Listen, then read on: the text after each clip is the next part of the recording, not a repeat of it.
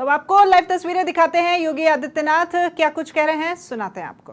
भावी पीढ़ी को कि जब भारत आत्मनिर्भर और विकसित भारत की यात्रा को आगे बढ़ा रहा था, तब हमने अपनी आंखों से देखा है और उस यात्रा के हम भी सहभागी रहे हैं। उस यात्रा में हम लोगों ने भी भारत को नए भारत के रूप में स्थापित करने में अपना योगदान दिया है।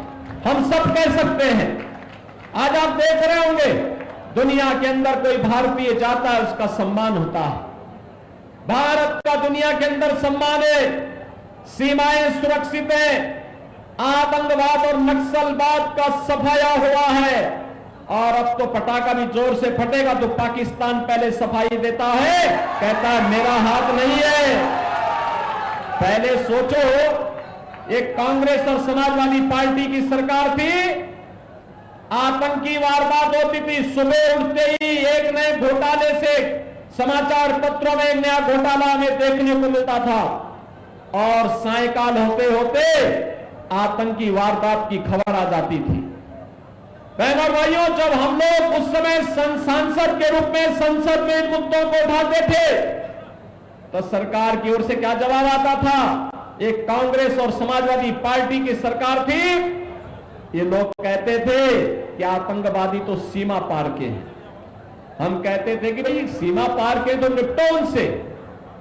इतनी फोर्स, इतना सब कुछ संसाधन, ये किसके लिए जब हम अपने नागरिकों को सुरक्षित नहीं कर पा रहे हैं? लेकिन इनकी लाचार की देखते हुए बनती थी।